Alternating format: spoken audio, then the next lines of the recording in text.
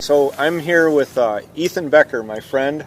Right down to business, he has a brand new knife just released this week, the BK20 by K-Bar.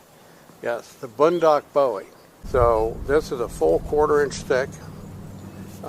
This is the prototype. Prototype, yeah. This is a prototype that Paul Tuchimoto's idea of a good time, and it retained this shape. And I have always liked. There's an earlier Collins model where this is almost non-existent, and I always like the looks of it more. And I wanted the heft, so we've got a 1/4-inch. It's ground all the way to the top, and it's relieved at the top so that when you're exiting a soft target, you get a much easier release of the blade. And it still retains, for those of you who worry about batoning above all else, a thick enough spine. This is not sharpened at the top. It just looks like it is. It's relieved. So it's really designed as it's a performance tool. I mean, it really will get the job done. And so what we finally ended up with was this one. And this is, if you hold these up, it's very, very similar. But there's a straight clip rather than a full clip. And it's a little narrower in the waist. And any knife, I think any knife that's designed as a woods tool should be able to do small work as well as big work. So you can just change the grip a little bit on this and work it like this, and you can do quite fine work. So I get in close and make sure that my digits are out of the way, and I can do quite nice little work close up. So I like having the sharp part go all the way down here. Some people like a choil out in front of the handle.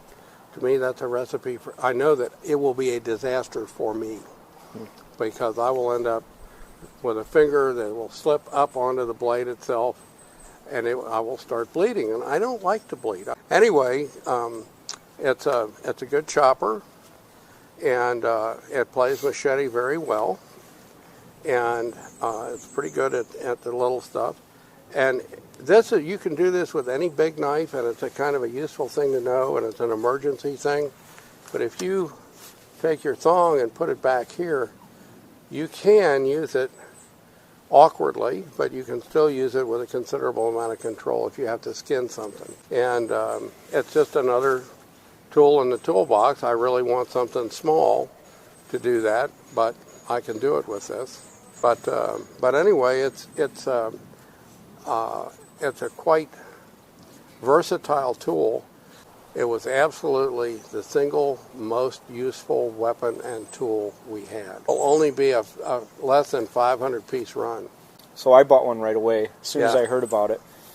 The other thing you notice about this knife is that this is an 11-inch blade? Just about, yeah. It feels extremely lively in the hand, and that's one thing I would definitely say that was unexpected when I was handling this. I did not expect it to be as lively. Thanks for coming on, and I'm gonna splice in some stuff. I took all kinds of detailed photos of the prototype and the actual production model with measurements and things like that, and I'm gonna splice that in here at the end with some close-up photos. And all right, well, thanks for being on. Hey, always a pleasure. Yep. Always a pleasure, sir. Okay. This first photo is a comparison of the knife that the BK20 was based on at the top, the prototype that was made from that design in the middle, and the production model of the BK20 at the bottom.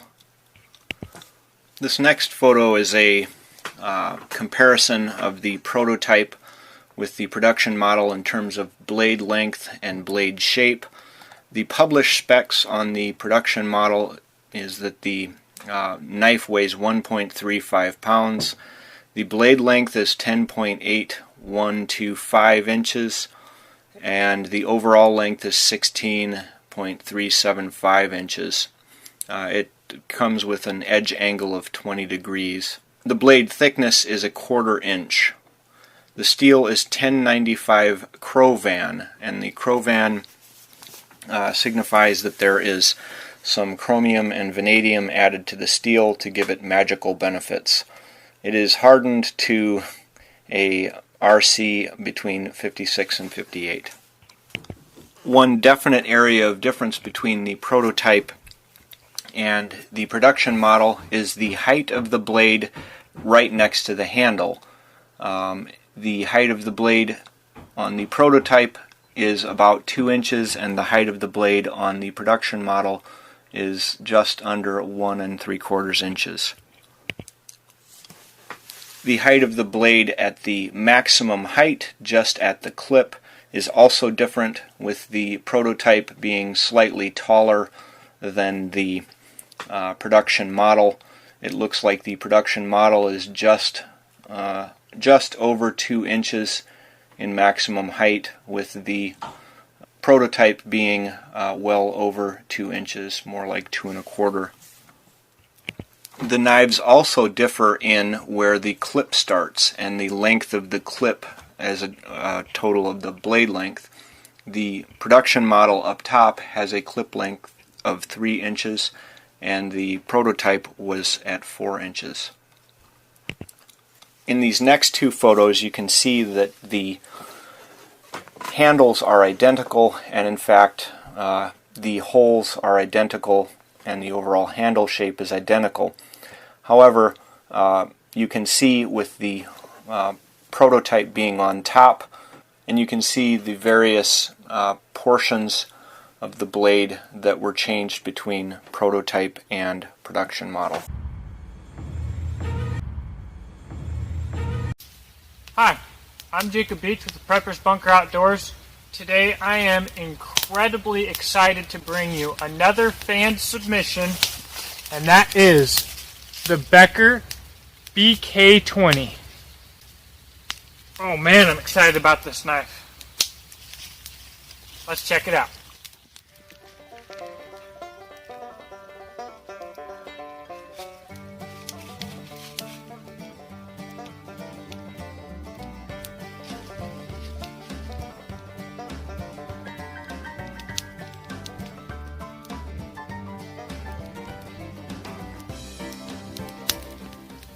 There's a lot of reasons to be excited about the BECKER BK20, one of which is quite simply that this is absolutely a performance knife. I put together this little fire in this little area with this knife, and it just made chores really, really easy. But the biggest reason that I'm personally, as a YouTube reviewer, excited for this knife is what I'm about to show you.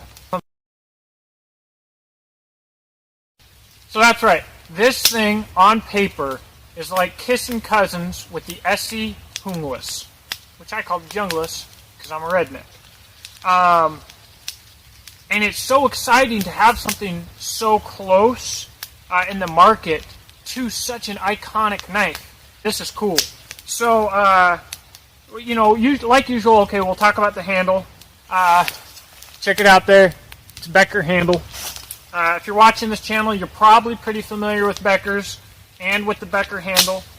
And it seems like anybody else in the industry would just get mocked for having the exact same handle on so many knives.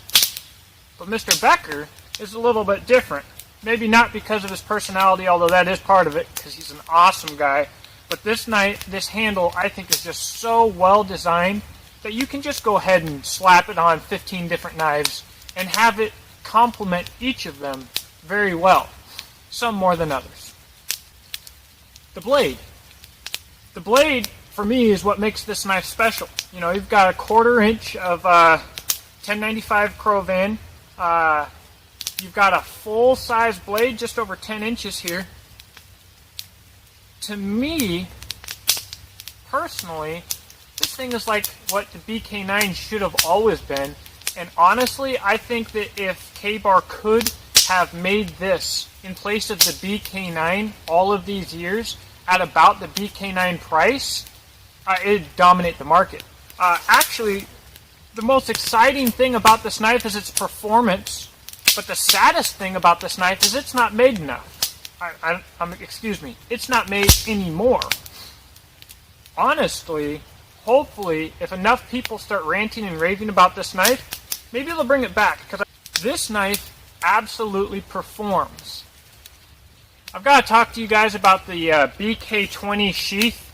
I often forget to do sheaths, to be honest. But basically, all the Becker sheaths are pretty much the same. They've got MOLLE on the back. They've got a single button to hold the knife in place. They've got a nice thick plastic liner, pouch on the front that you can stick some stuff into, and a belt loop.